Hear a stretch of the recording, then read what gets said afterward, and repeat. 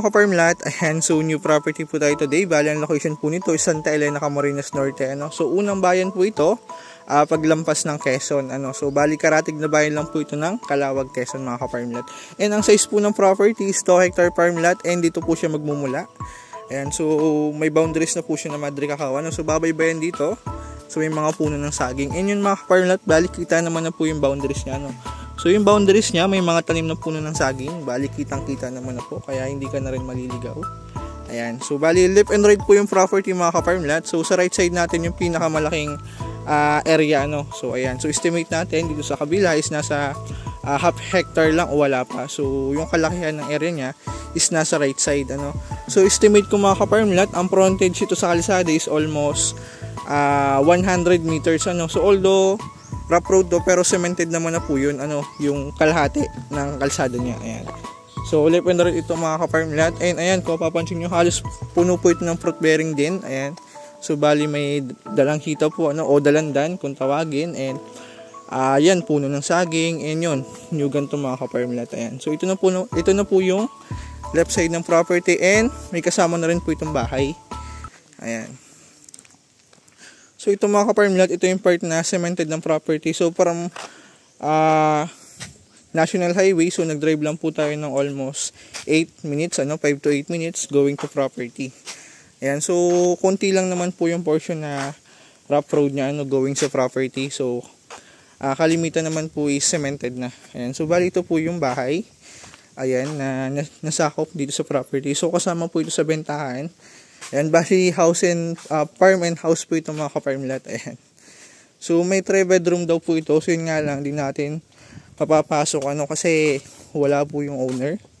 Nasa kabilang bayan. Ayan. So kaya the reason why kaya nila binebenta is lilipat na po sila ng bahay. Ayan. So ito yung likod. And ayan, may source na rin po ito ng tubig mga ka-farmlat. Bali may pump po dyan sa baba. Ayan. So bali yun po yung source nila ng tubig. Pinapump pataas dito sa bahay. So yun po yung source nila ng tubig. Ayan, so ito, videoan ko lang. Diyan Lloyd. Ayan. So ayan, bali may grahe na rin po ito. Kasi naman isang kotse dito.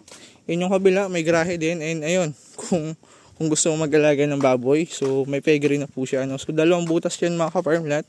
So cash dyan, siguro mga 8 baboy kasya dito. Yan, so ito yung left side ng property mga ka-farmlat. So maliit lang yung portion na nasakop niya dito. Ayan, so dito naman sa kabila, ang frontage niya, estimate natin is nasa 70 meters yung frontage niya.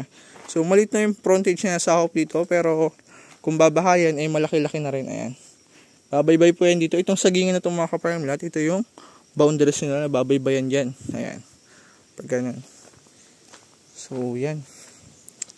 Panalo itong mga ka-farmlat kasi house and lot na. So, yung presyo na sakto lang kasi along the road po ito.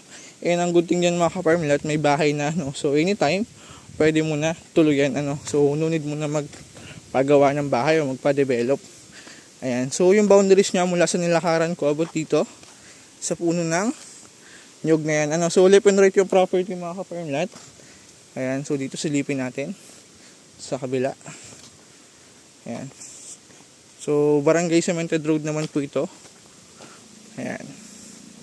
So, dito mga ka-farmlat, ayan, halos kababaan pa ng nyog niya. So, although hilly siya, pababa, pero banayad naman po yan, Ayan. So, yun. May part din siya na overlooking. Dito sa part na to, maganda gumawa ng kubo kasi medyo mahangin yung lugar. Ayan. So, presko mga ka-farmlat. Ayan, halos kababaan pa ng nyog niya, pero meron naman na pong namumunga na. Ayan ang sabi nung kasama kong locator, so ang info po ng may-ari is nakaka 3,000 kabuo daw po ito ng nyog every harvest. So aside dun sa mga hindi pa, kumbaga aside dun sa mga bagong tanim pa lang so pag namunga mas marami lalo.